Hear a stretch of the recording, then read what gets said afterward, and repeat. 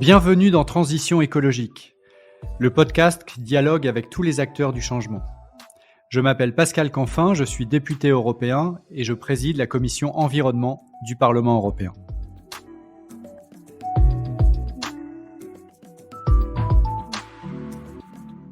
Dans ce podcast, je dialogue avec des responsables politiques, des chefs d'entreprise, des militants de la société civile et nous soulevons ensemble le capot de la transition écologique.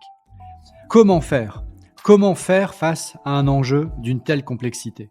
Voilà la question clé qui sera le fil conducteur de nos échanges. Mon engagement ? Vous garantir un podcast sans fausse polémique, sans simplisme et tourné vers l'action. Mon souhait ? Créer de l'intelligence collective pour gagner la bataille de la transition écologique. Et il va sans dire que la participation de mes invités à ce podcast n'emporte aucune signification partisane pour ceux qui aimablement acceptent de répondre à mon invitation au dialogue.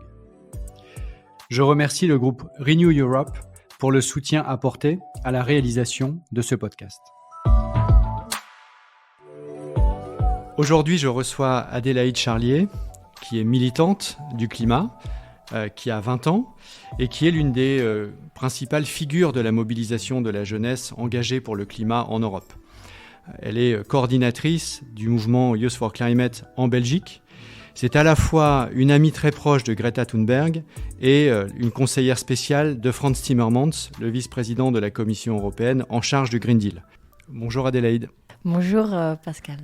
Alors, je suis ravi de vous recevoir dans cet échange qu'on va structurer en 2 temps. Le premier pour avoir peut-être une meilleure compréhension des mouvements de jeunesse dont vous êtes une porte-parole, une figure à l'échelle européenne, savoir comment ça marche et quel bilan vous faites de cette mobilisation depuis maintenant 3-4 ans de la jeunesse, qui est inédite et je m'en réjouis bien évidemment.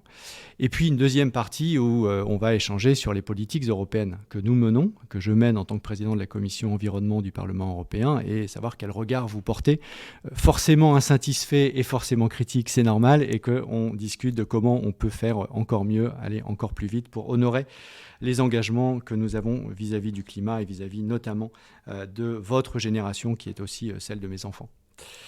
Alors, avant de parler du fond, peut-être un mot sur l'histoire de cette mobilisation de la jeunesse. Quel bilan vous faites ? Donc, qu'est-ce qui a démarré ? Qu'est-ce qui vous a amené dans ce moment assez historique que l'on connaît ? Et 3-4 ans plus tard, est-ce que vous estimez que vous avez atteint vos objectifs ? Alors, Youth for Climate, le mouvement des jeunes pour le climat en Belgique, mais plus globalement sous le nom de Fridays for Future à travers le monde, a vraiment démarré mi-2018, début 2019, avec évidemment, on la connaît très bien, la fameuse Greta Thunberg qui s'est lancée avec une première grève. Et puis on remarque que dans différents pays à travers le monde, ça déclenche quelques déclics. Je peux peut-être plus facilement vous parler du déclic ici en Belgique, où on a remarqué qu'il y a des jeunes qui se sont dit, après une marche en dimanche où on était sortis dans les rues, en tout cas moi avec certains amis, mais je n'étais pas nécessairement très engagée, mais le lendemain, la Belgique part à la COP 24 et ne s'aligne pas à d'autres pays européens pour pousser un accord plus ambitieux. Et du coup, la Belgique était complètement absente en fait de cette COP 24 et ça a été une grande déception pour les citoyens. Même pour les jeunes qui suivent pas nécessairement ça de très proche, grâce aux réseaux sociaux, on arrive à avoir accès à quelques informations et ça nous donne envie de s'engager. Et donc, il y a une Flamande ici avec ses amis qui se sont lancés et qui se sont dit, ok, peut-être qu'on doit passer à la vitesse supérieure pour mettre pression sur nos différents gouvernements.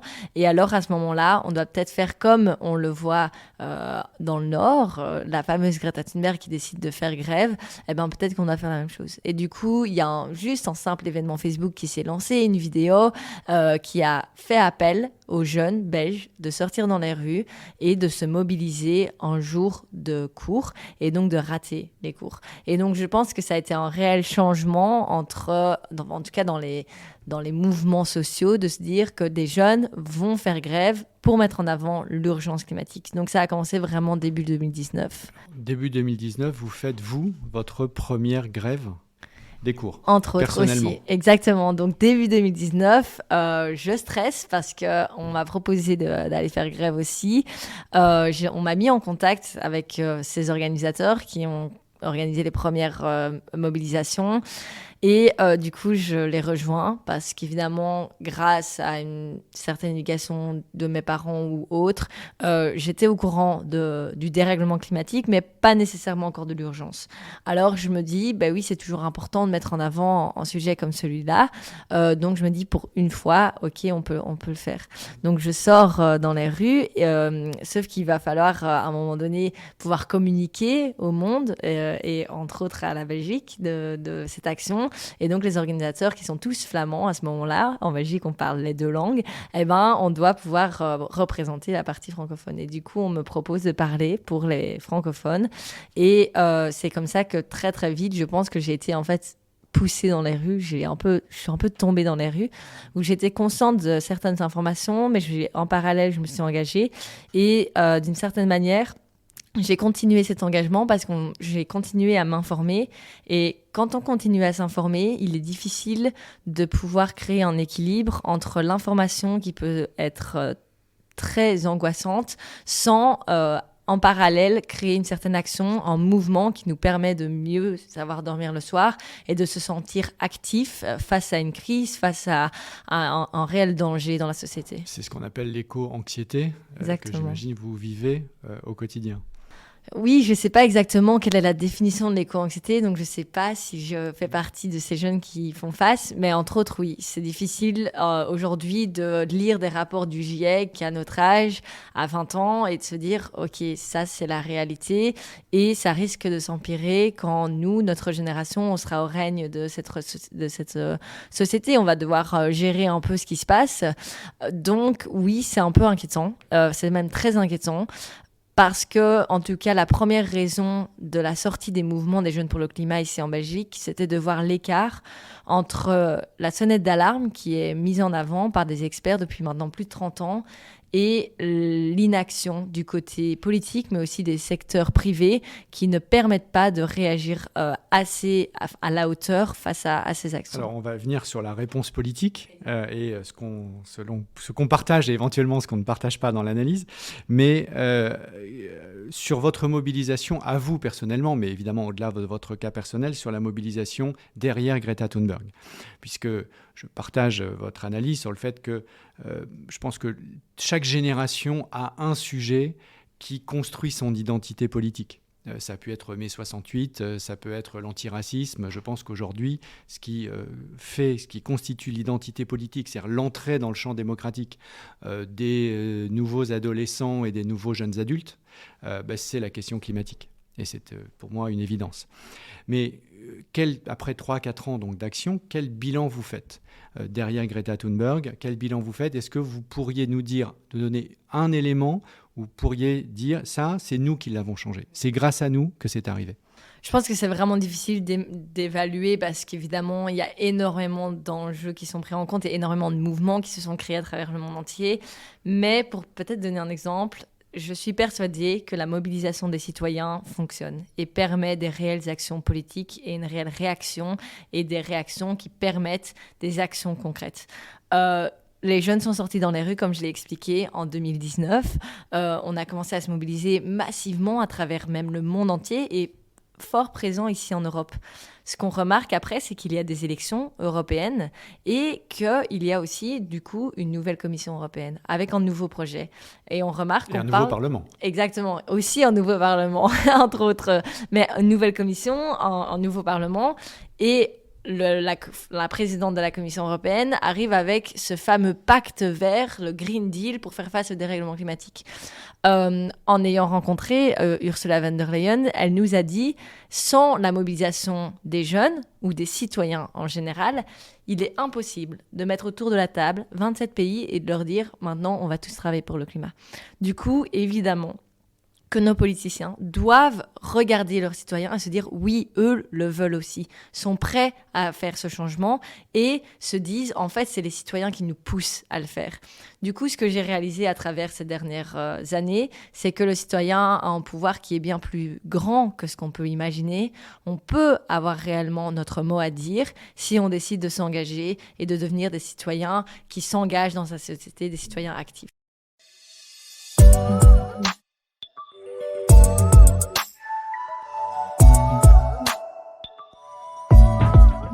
Alors, on dit souvent c'est un effet générationnel, et d'ailleurs, vous avez 20 ans, Greta Thunberg en a 18, je crois, maintenant. Ouais. Donc, c'est clair que votre mobilisation, elle est basée sur une génération qui a entre 18 et 22, 23 ans.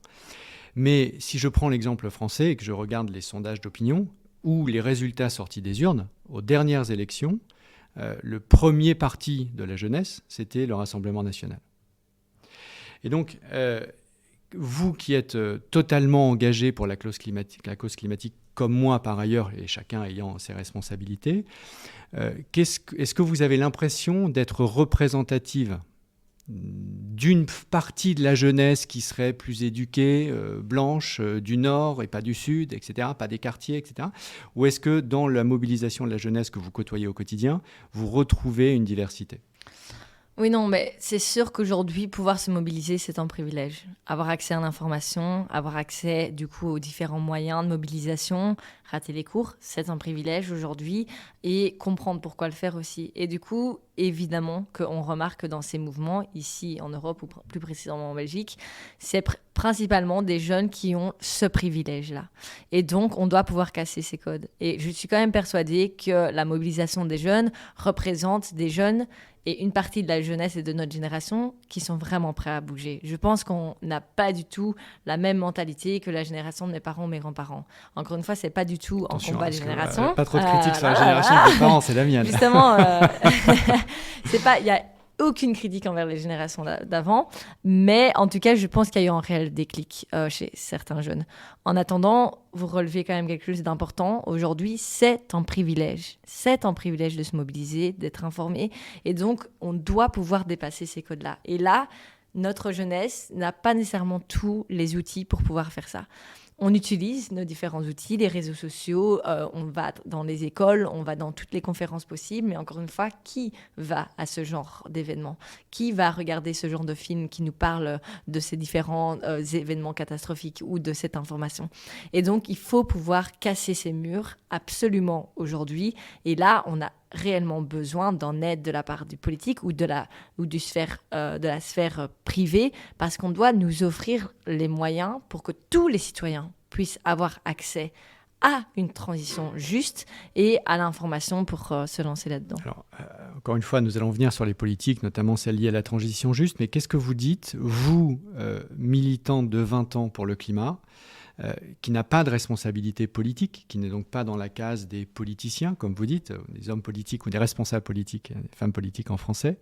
Qu'est-ce que vous dites à un jeune de votre âge qui n'est pas mobilisé pour le climat, non pas parce qu'il n'a pas connaissance du rapport du GIEC ou, disons, de l'urgence climatique, il en a forcément entendu parler, mais il n'a pas considéré jusqu'à présent que c'était de sa responsabilité que de contribuer à la mobilisation, dont je vous confirme absolument les propos d'Ursula von der Leyen. C'est absolument fondamental pour faire bouger les lignes dans les institutions comme le Parlement européen. Donc, qu'est-ce que vous lui dites ?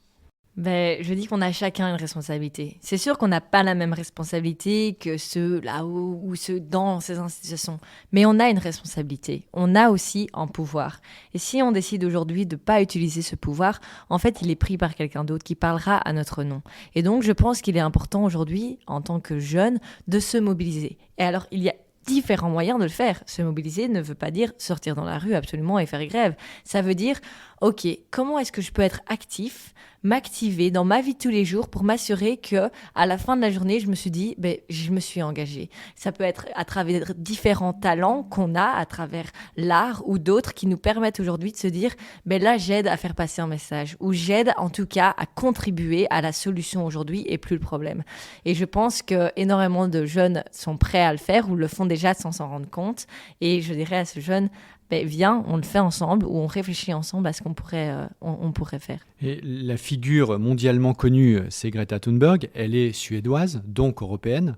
Vous êtes européenne, Camille Etienne en France est européenne, etc. Donc on a l'impression que ce sont des leaders ou des leaders, puisque ce sont surtout des jeunes filles, ce qui est d'ailleurs un symbole très intéressant à regarder. Mais globalement, des européennes blanches CSP+.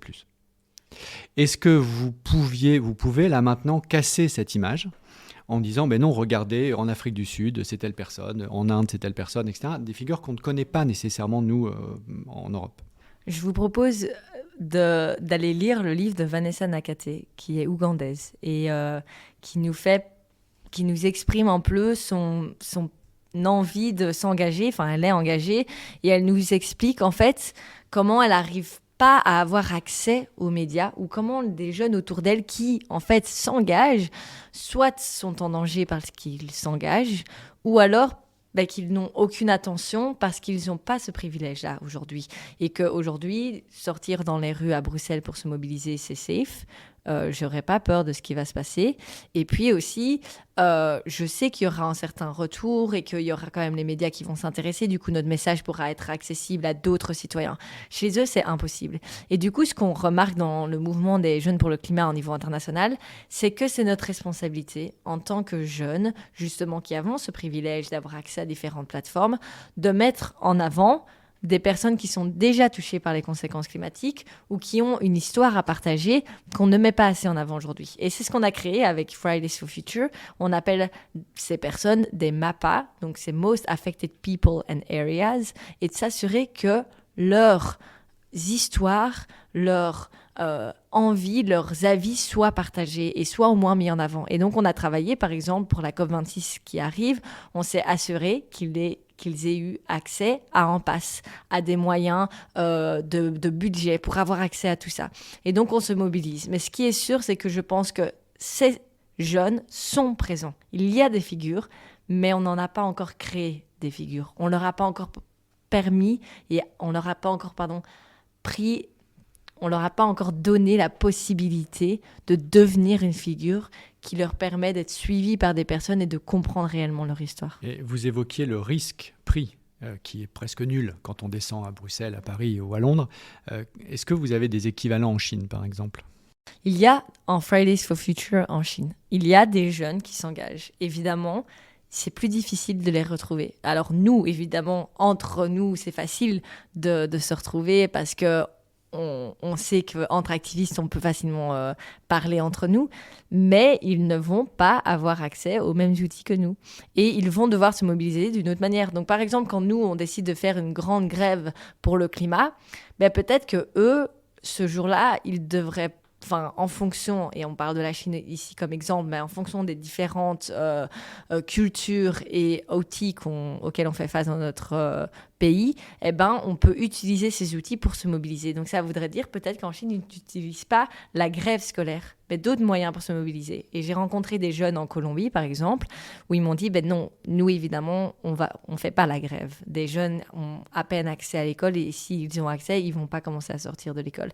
Ils nous ont dit, mais par contre, on se mobilise dans les écoles, ou on se mobilise à différents endroits, où on fait les samedis ou les dimanches, on se met en face des différentes institutions politiques.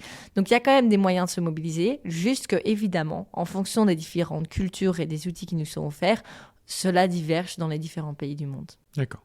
C'est important de soutenir ceux qui n'ont pas la liberté que nous avons et notamment d'être fortement connectés à ce qui se passe en Chine, puisqu'on le sait très bien, c'est en grande partie là que ça se passe en termes de lutte effective ou pas contre le dérèglement climatique.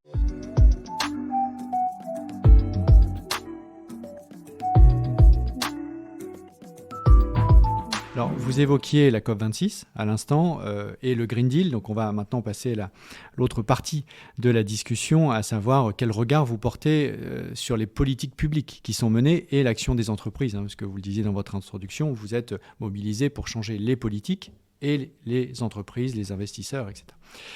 Alors, on peut peut-être commencer par l'Europe et puis ensuite on élargira.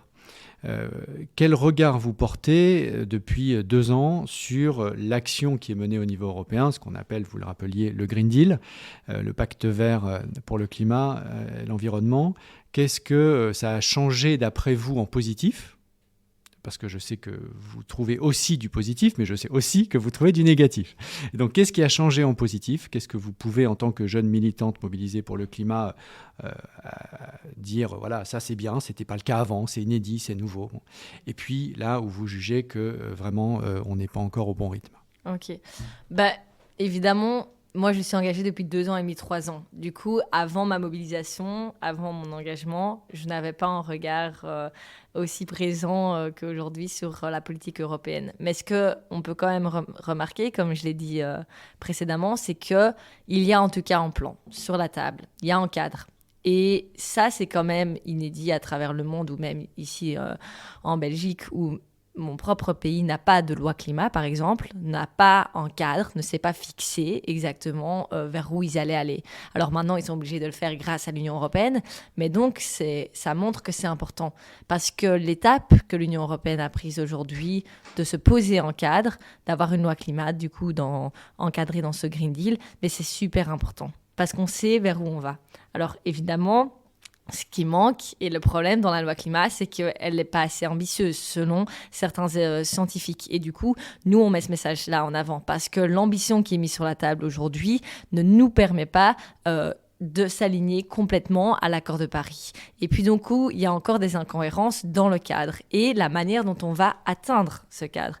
Mais au moins, il est présent. Et ça, je pense que c'est important, on ne le voit pas partout dans le monde et c'est clairement grâce à des moments importants comme l'accord de Paris en 2015 qui ont été aussi des tournants importants.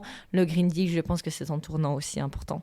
Aujourd'hui, grâce à ce Green Deal et à cet accord de Paris, nous les jeunes, on peut dire on doit vous hold accountable. On peut vous regarder dans les yeux et vous dire vous nous avez promis cela. Comment est-ce que vous allez y arriver en restant cohérent? Et donc, il y a encore certaines incohérences ici à un niveau européen qui ne nous permettent pas de se dire qu'on va atteindre ces objectifs.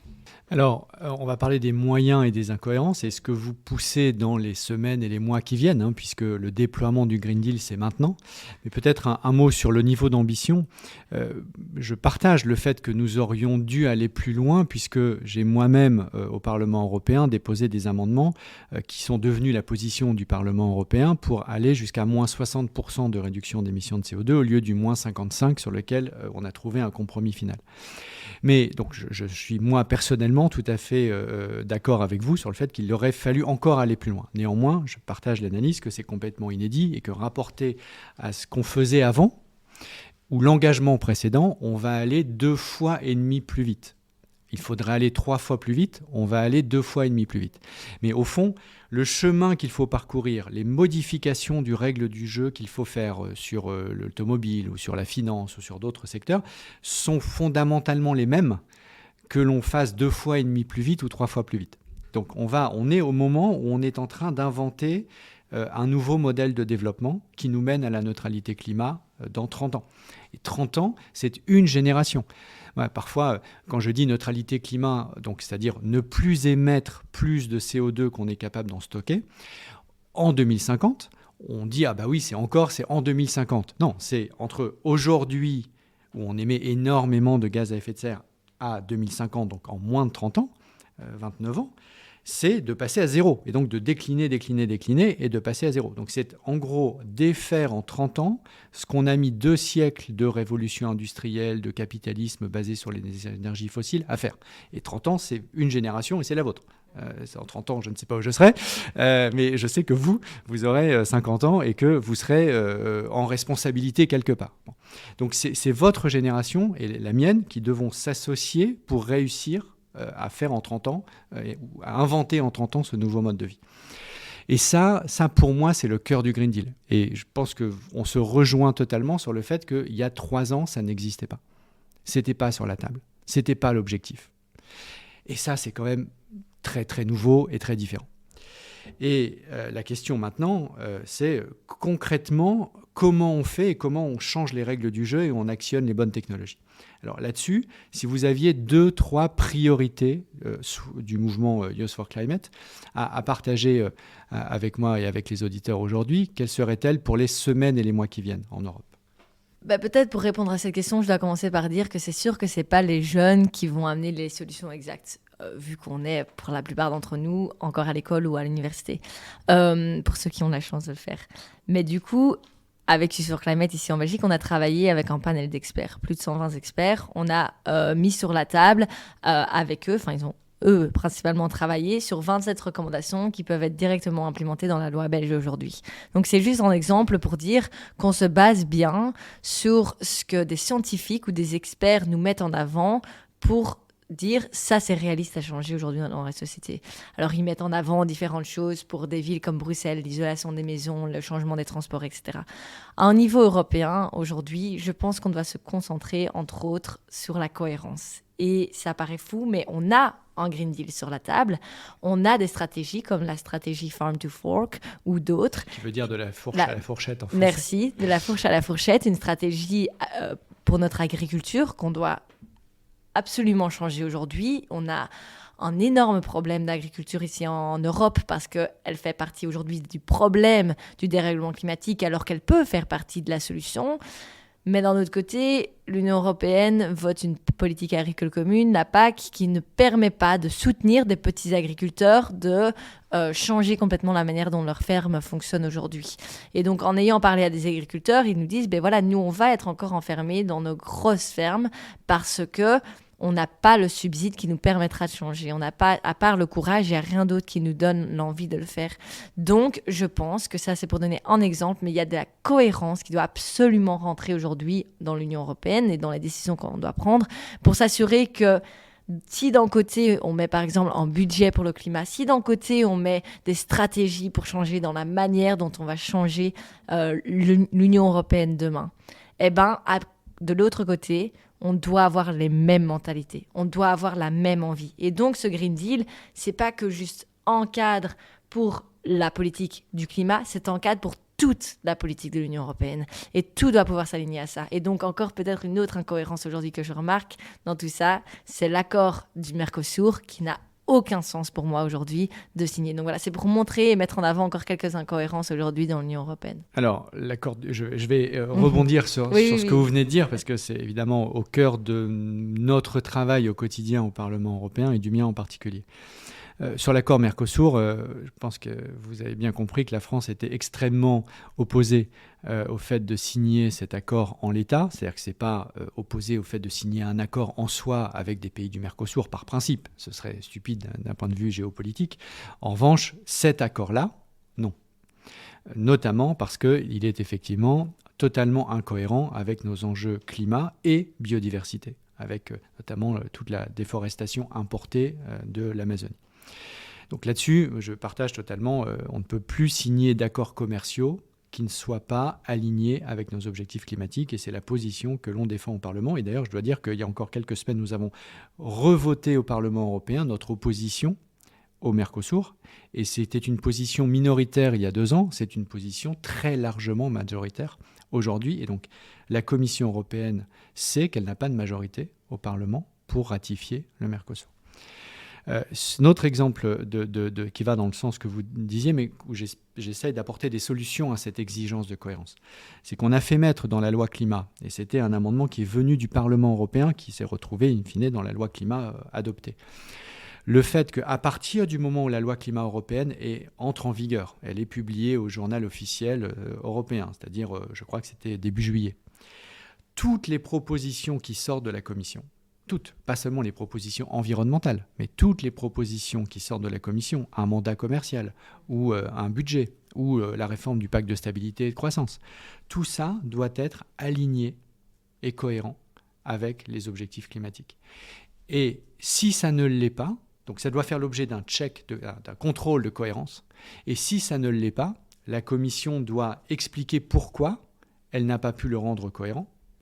Parce qu'on s'est heurté à un problème juridique. Quand vous dites il faut que tout le reste en découle, le problème juridique auquel on s'est confronté, c'est qu'aucun texte européen, les traités européens, mais aucune constitution, ne met le climat au-dessus du reste.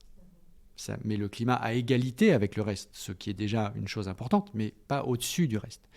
Et donc, c'est toute la difficulté juridique qu'on a eue. Donc, on a atterri dans la négociation sur une obligation de contrôle de cohérence, qui est une chose unique au monde. Je pense qu'aucun gouvernement n'a mis en place ce type d'exigence. Et le fait de mettre sur la table, notamment pour que les ONG et les mouvements de jeunesse s'en saisissent, les éventuelles incohérences qui resteraient, pour continuer la pression et gagner in fine. Donc, c'est 2 exemples concrets qui font que je pense que cette bataille de la cohérence qui est centrale, progressivement, on est en train de la gagner.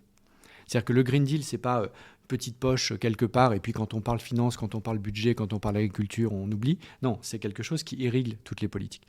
On pourra parler, si vous le souhaitez, et revenir aussi de la politique agricole commune, vous l'avez critiqué. Moi, je pense que cette réforme va introduire des éléments assez structurants, et j'en prendrai juste une pour ne pas être trop long.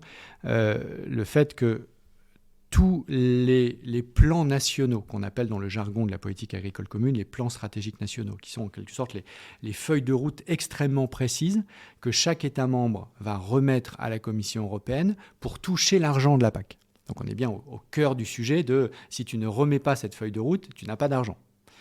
Eh bien, ce plan stratégique national doit être aligné et cohérent avec les législations environnementales de l'Europe. C'est écrit noir sur blanc maintenant dans la nouvelle PAC, notamment la loi climat, mais pas que.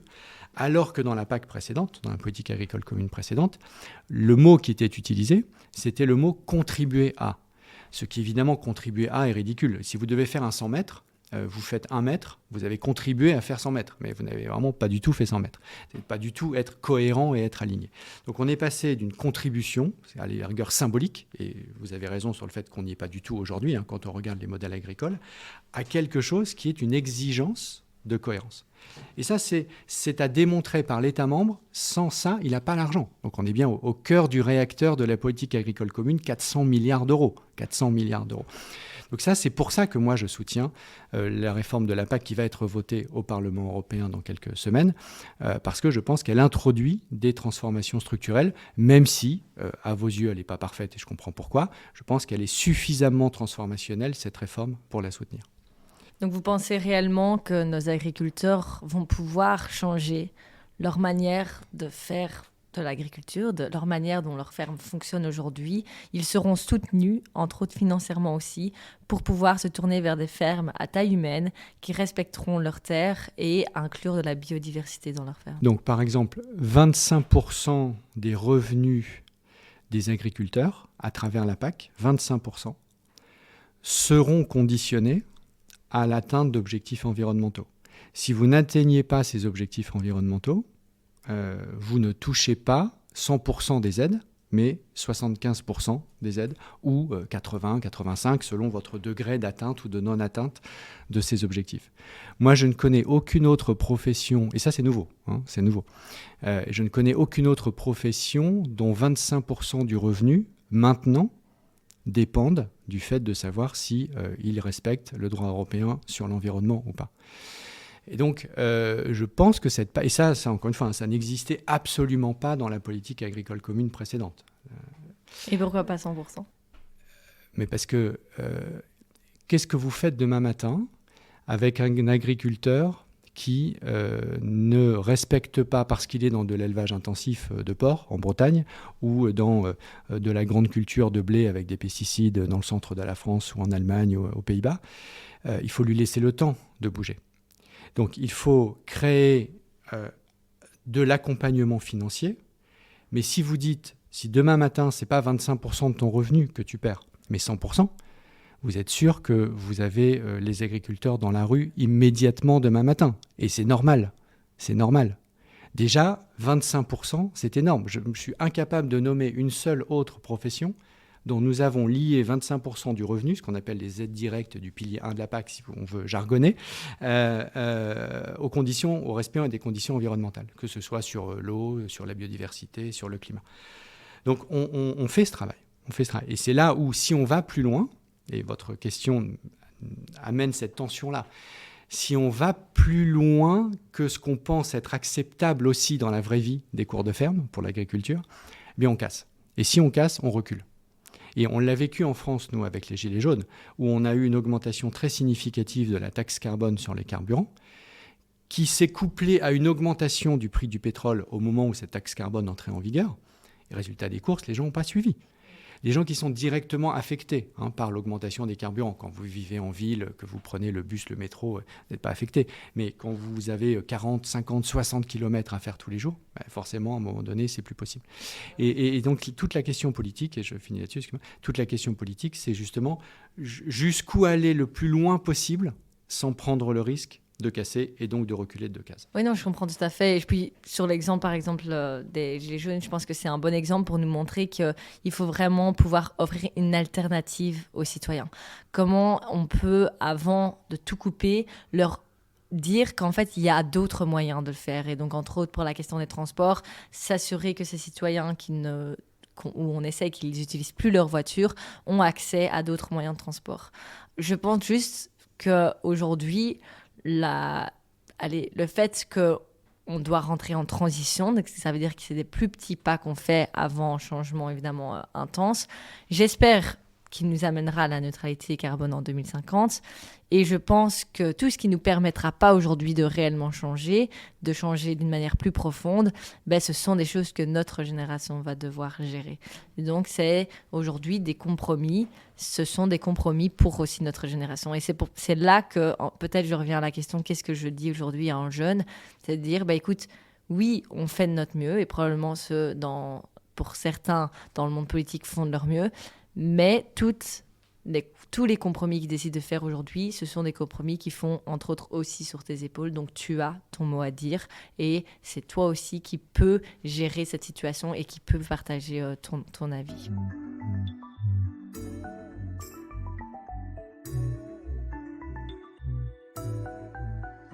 Donc, vous êtes une amie de Greta Thunberg, mais en même temps, vous êtes une conseillère spéciale de Frans Timmermans, qui est la figure du Green Deal à la Commission européenne. Comment vous articulez ces 2 hémisphères dans votre cerveau ?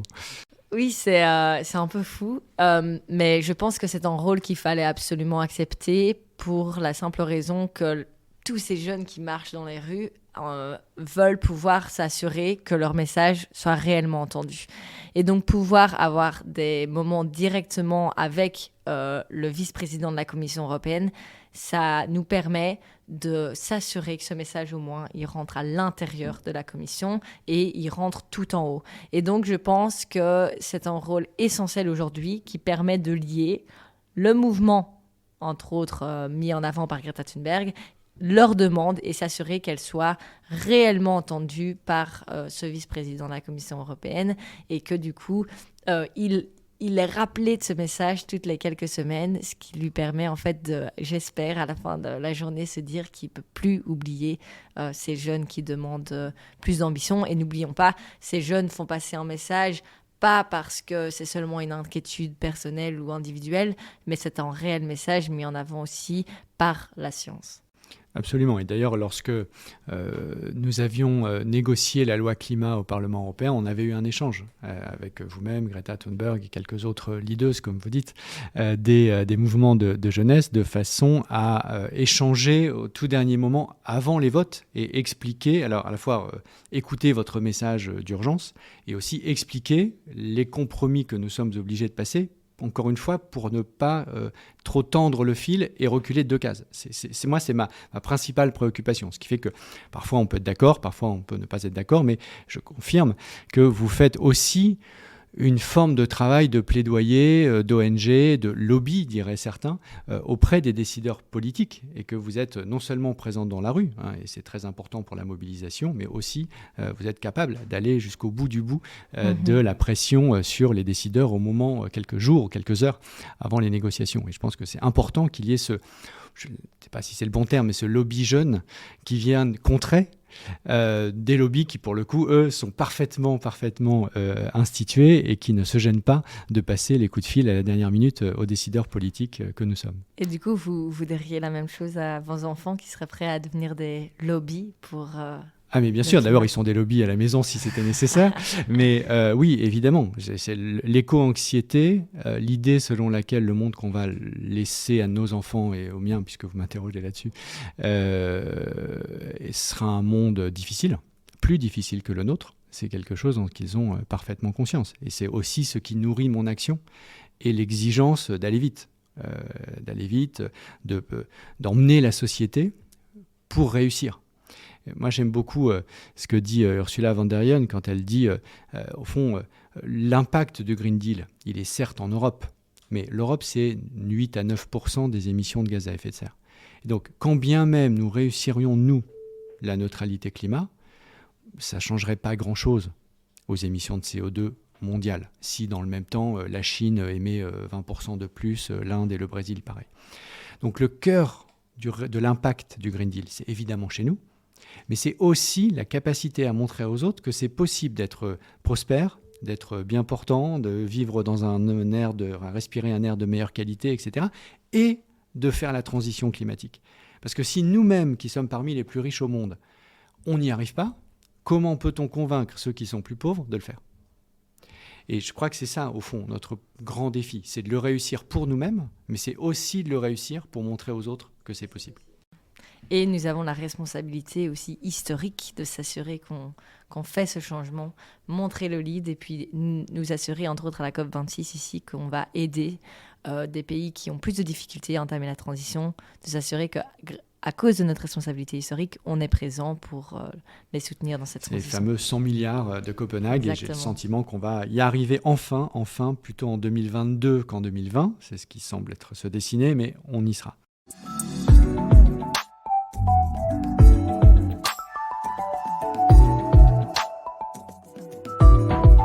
Une question sur les entreprises, parce qu'on a parlé de politique publique, Green Deal, Commission, Parlement, tout ça, mais vous êtes aussi, portez aussi un regard en tant que jeune sur les entreprises, parce qu'une grande partie de la jeunesse va travailler dans ces entreprises. Et donc, en tant que mobilisation collective, en tant que mouvement Youth for Climate, qu'est-ce que vous dites aux jeunes, diplômés ou pas, peu importe, mais qui ont demain vocation à travailler dans une entreprise, sur le regard qu'ils doivent, l'exigence qu'ils doivent avoir lorsqu'ils ont la possibilité d'avoir un rapport de force, ce n'est pas forcément le cas de tout le monde, mais lorsqu'ils ont la possibilité d'avoir un rapport de force vis-à-vis de leur futur employeur, qu'est-ce qu'ils doivent regarder dans l'entreprise ? C'est impossible de dire à ces jeunes ce qu'ils doivent faire, évidemment, mais par contre, je pense qu'il y a de plus en plus de conscience de la part des jeunes de se dire, premièrement, il faut un sens dans le travail, dans ce qu'ils font. Donc, vers quelle entreprise ils vont se diriger, que ce soit un moment où le soir, ils se sont dit, je sais ce que j'ai fait et que c'est quelque chose qui va bénéficier à la société aujourd'hui. Je pense qu'il y a une réelle quête de sens aujourd'hui chez les jeunes autour de moi. Donc, réellement, s'assurer que se dire, OK, là, ça a du sens ce que je fais. Ça peut contribuer à l'aide et à la solution des différents dangers auxquels notre société fait face aujourd'hui. Et puis de se dire, comment est-ce que je peux utiliser le pouvoir du coup qui grandit en tant que citoyen ? Je ne suis plus qu'étudiant, je deviens responsable à gauche ou à droite à différents endroits. Comment est-ce que je peux utiliser ce pouvoir pour m'assurer qu'on entame aussi, entre autres chez nous, cette transition le plus rapidement possible, le plus loin possible ? Comment est-ce qu'on peut être le leader ? Parce que ceux qu'on va regarder demain de manière admirative, ce seront ceux qui ont déjà, bien avant tout le monde, entamé une transition. Ceux qui pourront dire, ben regardez, nous on l'a fait et c'est possible. Eh ben, c'est ces personnes-là, ces entreprises-là qu'on regardera demain. Donc, si ces jeunes peuvent amener cette idéologie, pardon, c'est pas du tout une idéologie, si ces jeunes peuvent amener ces idées, leur envie de changer, alors à ce moment-là, je pense que les entreprises le feront de plus en plus, parce que surtout, ça peut être bénéfique pour eux. Moi, j'ai été très frappé par un mouvement en France qui s'appelle Pour un réveil écologique, qui a fédéré 30 000 étudiants qui ont dit, c'était en 2019 je crois, on n'ira pas travailler dans une entreprise qui ne prend pas vraiment au sérieux ces enjeux-là. Et c'est notamment d'abord les étudiants et les étudiants des grandes écoles. Alors je sais que ça fait un petit peu élitiste ce que je vais dire, mais ceux qui ont le rapport de force le plus fort avec les entreprises et ceux que les entreprises s'arrachent, viennent recruter au sein même des écoles comme HEC ou Sciences Po ou d'autres, ce sont eux qui peuvent d'abord faire changer la donne parce que ce sont eux qui ont le rapport de force.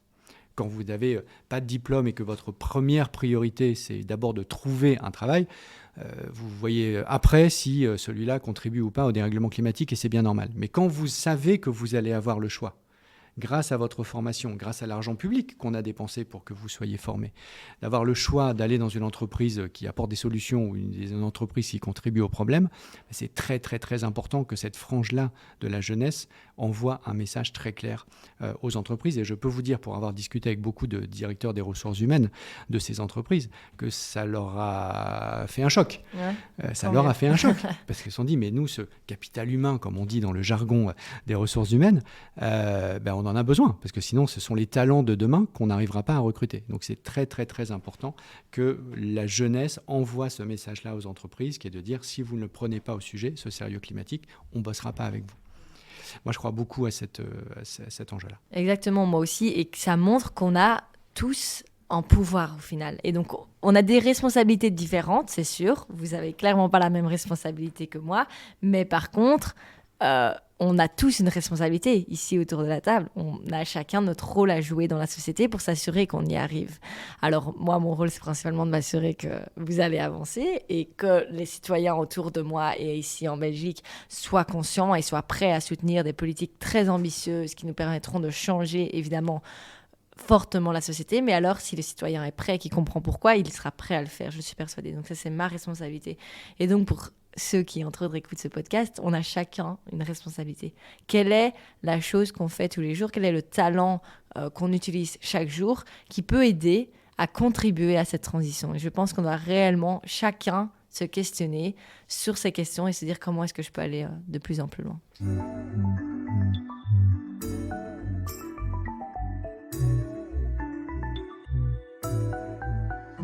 Pour conclure ce podcast, deux questions. Première sur Greta Thunberg, que vous connaissez bien. Et j'imagine, puisqu'on l'a reçue aussi au Parlement européen, donc c'est une icône mondiale aujourd'hui, que vous devez, vous, d'un point de vue, je dirais, stratégique, que lorsque vous discutez entre vous, échanger sur le bon curseur à mettre entre est-ce que Greta Thunberg doit être une figure clivante ou est-ce que Greta Thunberg doit être une figure qui fédère le changement? Parce que je le vois bien au Parlement européen, vous avez des fans absolus de Greta Thunberg et vous avez de la détestation tout aussi absolue. Quelles questions vous vous posez par rapport à ça, d'un point de vue, je dirais, de tactique ou de stratégie de communication? Si vous le faites, bien sûr. Je pense que la réponse est que Greta Thunberg n'est pas une stratégie et que du coup, je l'espère. Qu'elle ne soit pas une stratégie, c'est une chose, mais qu'elle n'en est pas, ça en est une. Alors, je pense que Greta Thunberg va rester sur ce point que nous avons une réalité. C'est-à-dire qu'aujourd'hui, à un niveau mondial, les émissions de CO2 continuent à augmenter. On n'a pas les stratégies politiques et privées qui nous permettent de changer réellement la société plus profondément. Du coup, on n'y est pas. Et du coup, je pense qu'elle doit s'assurer de continuer à faire passer ce message, de se dire aujourd'hui que ça vous clive, que ça crée des débats ou qu'il y en a qui, ça leur permet de devenir fan ou pas d'eux, peu importe ce que ça veut dire, elle va rester sur la position qui est celle de la réalité, des faits qu'elle lit. Et du coup, je pense qu'aujourd'hui, à son âge ou à l'âge de jeunes personnes comme nous, c'est de s'assurer qu'on mette en avant la vérité, ce qu'on pense nous réellement, et de surtout pas jouer un rôle, et de faire passer ce qu'on ressent au plus profond de nous-mêmes, et de faire passer comme message ce qu'on lit à travers des ressources sûres, comme entre autres des rapports du GIEC ou d'autres. Alors, une dernière question, cette fois-ci plus personnelle. Quels sont les lieux, quels sont les auteurs, les livres, les figures, à côté de Greta Thunberg, bien sûr, qui vous inspirent dans votre action quotidienne et votre mobilisation pour le climat? C'est une très bonne question. Il y en a beaucoup, plein. Je pense, entre autres, que je vais du coup commencer, comme je l'ai cité, le livre de Vanessa Nakate, qui est entre autres en français aussi, qu'on peut trouver. S'appelle ? Il s'appelle « Une écologie sans frontières, l'appel d'une militante africaine ». Et depuis ma visite au Brésil en 2019, dans la forêt amazonienne, en contact avec énormément de leaders autochtones et de jeunes qui font partie de ces peuples autochtones, je pense que ça m'a beaucoup inspirée à continuer mon combat parce que ce sont des jeunes qui sont devenus activistes, non parce que le matin ils décident que bon, moi aujourd'hui je veux bien être activiste, je veux bien aller faire grève ou pas. Non, ils n'ont pas la possibilité de se poser ces choix-là. Ils doivent pouvoir devenir activistes, en tout cas actifs face à un dégâts autour d'eux parce que leurs villages sont touchés, leurs cultures sont touchées, leur environnement et du coup notre biodiversité est touchée. Et donc pour toutes ces personnes à travers le monde entier, parce qu'il y en a beaucoup plus que probablement ce que je crois ou ce que j'imagine, pour toutes ces personnes qui se réveillent et qui se battent parce qu'ils n'ont pas le choix de se battre, eh ben, je le fais aussi ici. Parce que pour moi, c'est un privilège de pouvoir choisir ou pas, de me dire, est-ce qu'aujourd'hui, je décide que le climat, c'est important ou pas ? Ben, aujourd'hui, et tout le long de ma vie, c'est un combat que je prends en compte à côté de la biodiversité, de la justice sociale, des questions des droits humains, parce que tout ça, aujourd'hui, ça crée le combat de notre société auquel on doit tous pouvoir contribuer dans la solution. Merci. Merci à vous. À bientôt. À bientôt.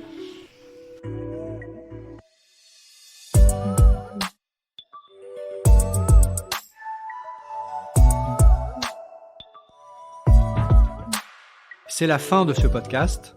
Merci à vous de l'avoir écouté et merci au groupe Renew Europe pour son soutien.